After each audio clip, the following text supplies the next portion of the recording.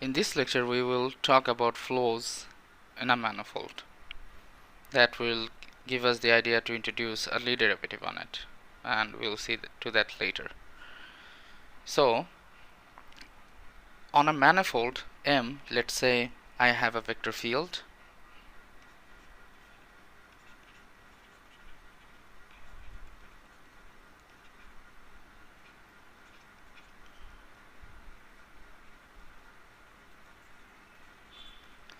then the integral curve of this vector field is given by the following autonomous differential equation. Let's say on a manifold I take a chart. Let's say chart is given by u phi. Then for this chart the integral curve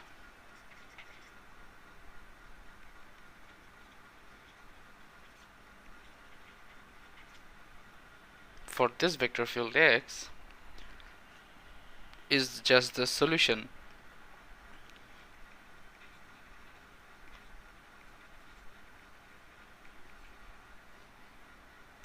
of x mu dt, where again t is a parameter,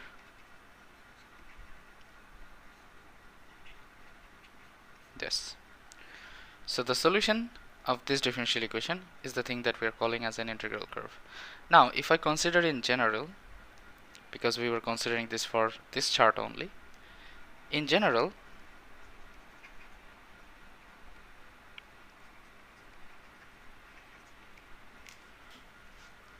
this differential equation will become the following.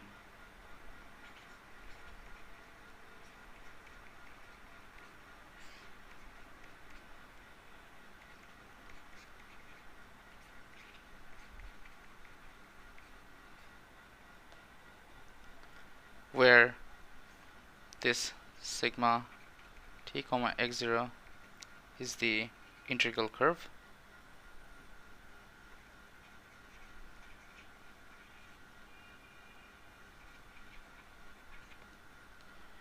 and this sigma t comma x0 is defined in such a way that when t equals to 0,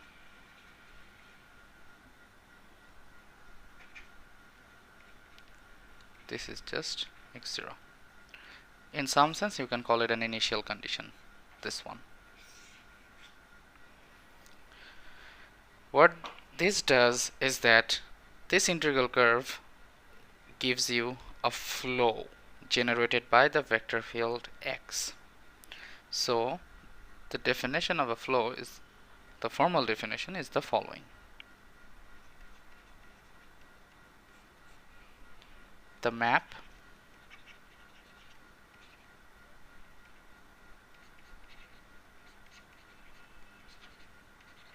again, note that this r is just indicating the real parameter over here, and this map is a differentiable map again and is called a flow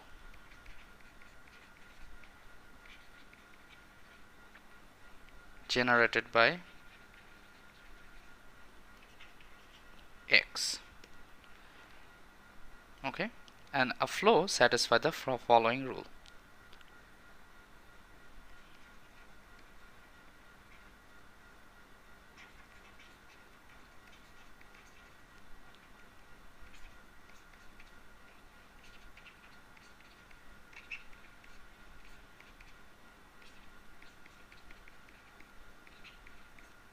What this means is that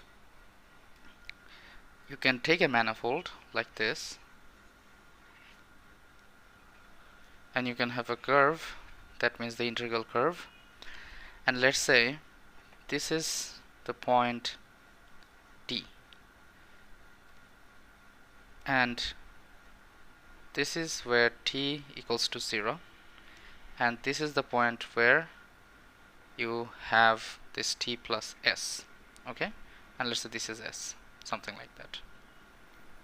So what it says is that if you go from 0 to t, you are starting from some coordinate. Let's say you are taking a chart, doing that homeomorphism and all that formal stuff. So this condition just tells you that if you are standing over here, then the flow generated by the vector field after some time s will take you to a point that is on t plus s over here. So it's like saying, from, let's say you have point A, point B and point C. You go from A to B and then you go from B to C, and this is just equivalent to going from A to C. This is what this relationship is telling you.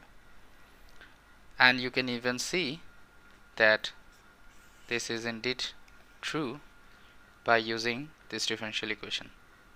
So let's try to see that. If you write the differential equation again,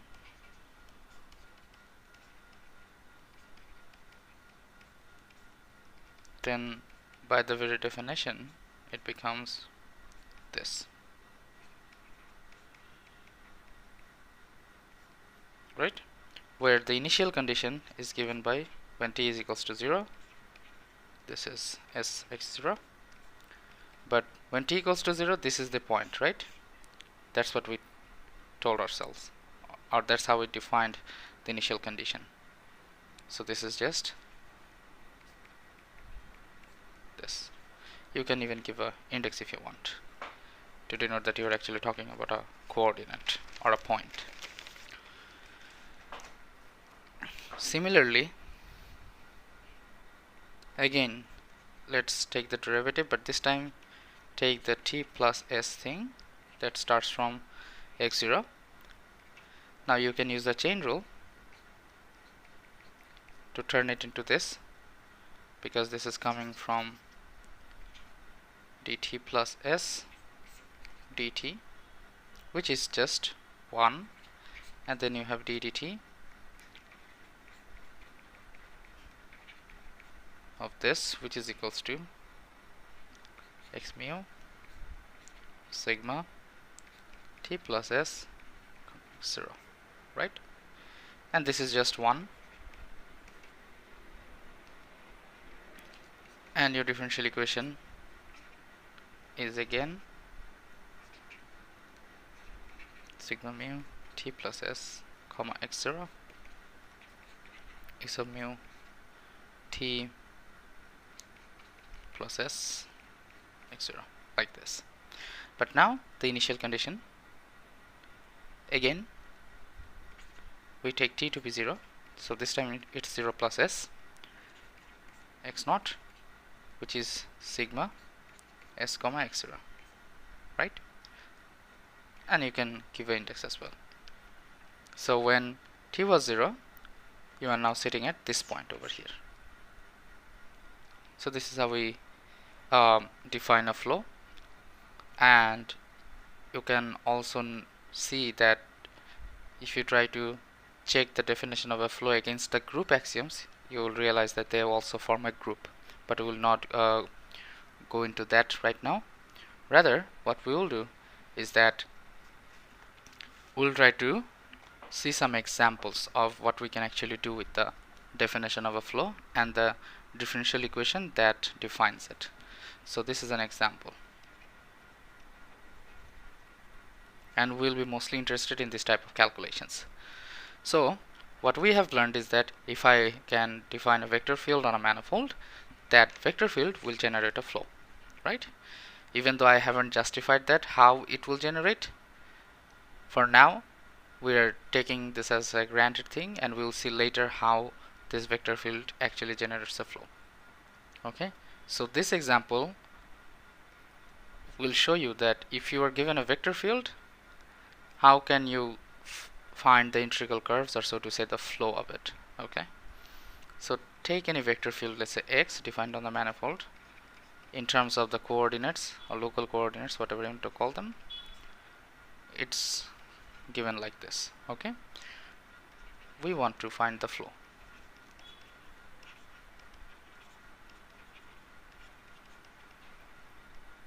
Of this vector field.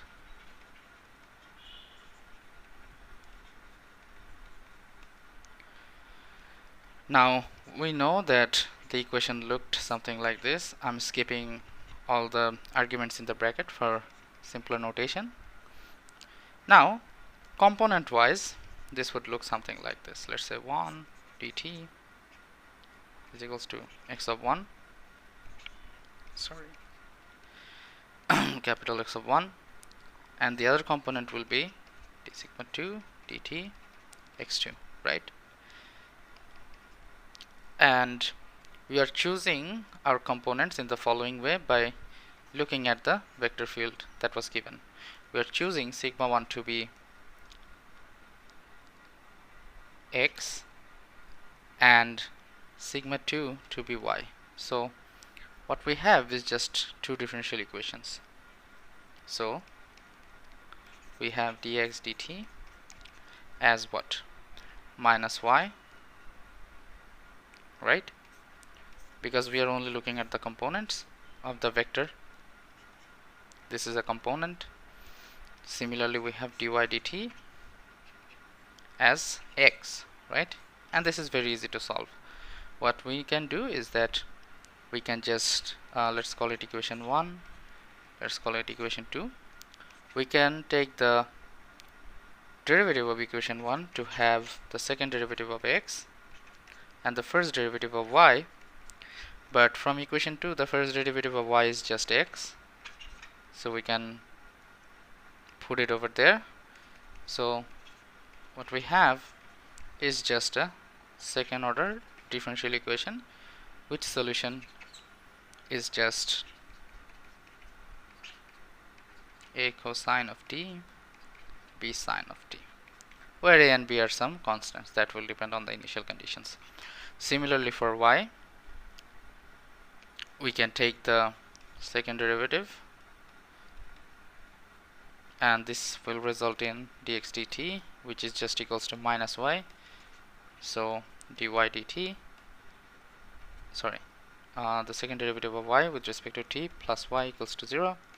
Again, this will imply y of t is equals to, let's say, c cosine t d sine t, like this. Okay, now to solve it completely, we can set out some initial conditions.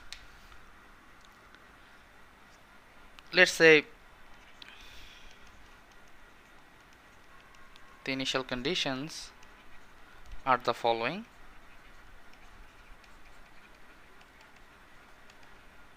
When t equals to 0,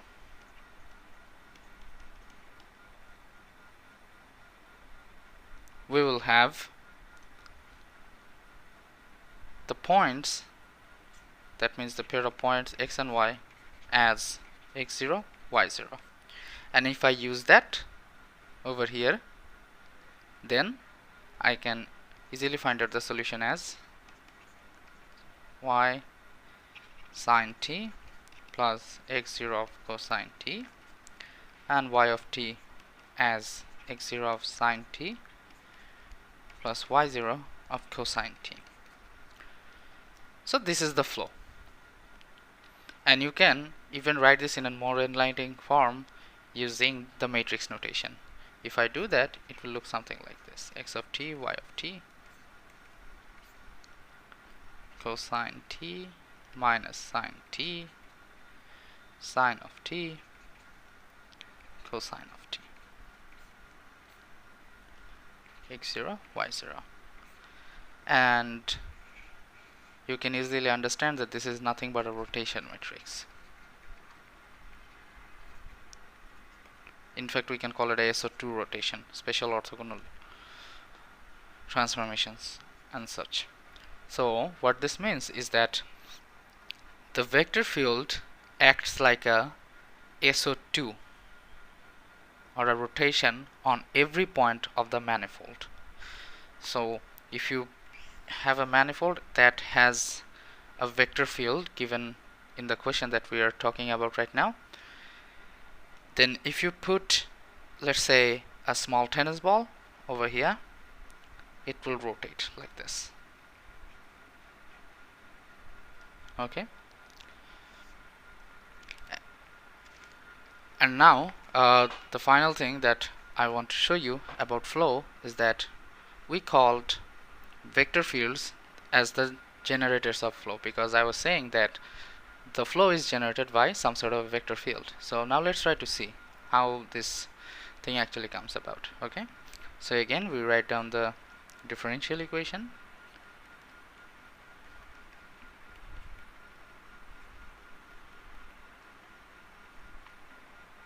And what we do right now is that we take a small parameter. We take a small parameter, epsilon, and we want to see its behavior around epsilon equals to 0. That is, we take this small parameter, we put this inside our integral curve or the flow like this, and we want to expand it. Okay, so what we essentially want to see is that if I go from some point on a curve, let's say the point is A, to another point A plus epsilon, what's the thing that comes on the first order expansion? And that is the thing that we are calling a generator.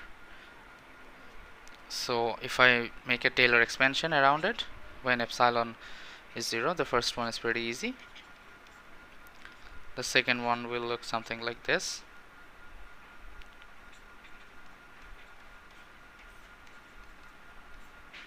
Evaluated at this epsilon equals to 0. And then there is epsilon, and then there is this higher order terms, right? So we ignore the higher order terms. So this is equivalent to x0 of mu plus, we can now use this differential equation over here. So this is x mu sigma of epsilon x0 at epsilon equals to 0, and then there is epsilon itself. It looks like a xi over here, sorry, it should be epsilon.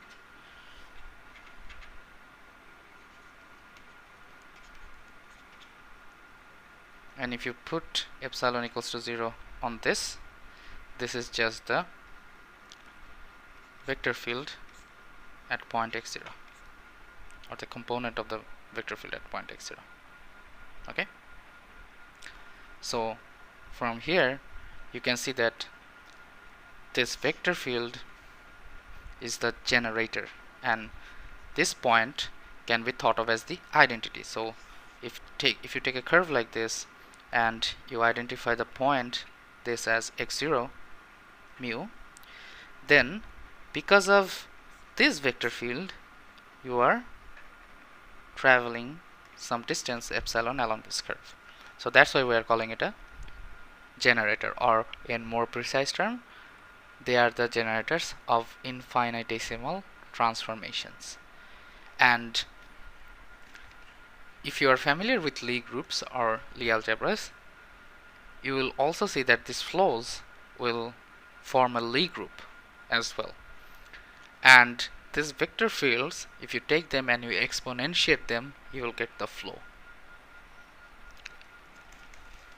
And let me just try to show you a sketch of that statement that I just said a few seconds ago.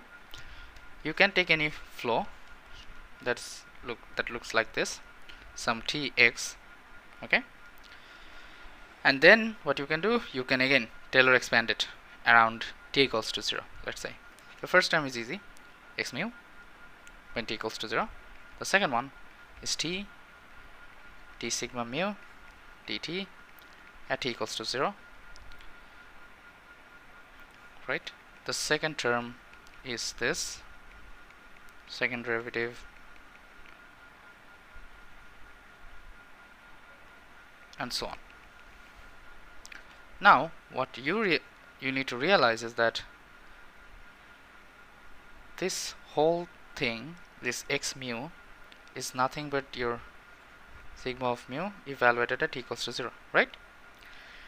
So if I think of it as this, that this is sigma mu, then there is a differential operator acting on sigma mu. Here the second differential operator is acting on sigma mu, then the third order differential operator, fourth order differential operator, and so on.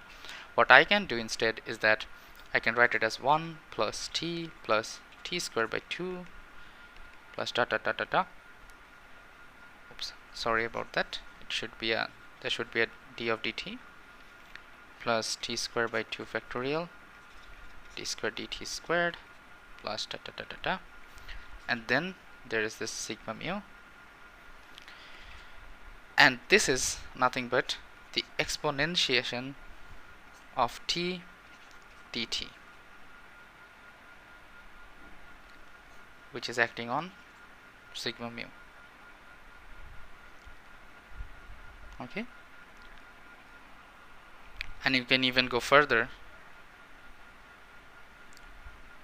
by showing that this is also equivalent to writing it as this tx.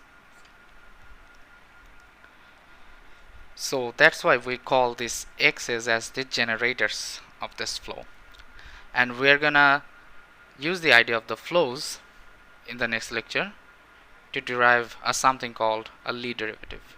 That will be incredibly useful if you want to study any kind of physics in, let's say, general relativity and string theory and so on.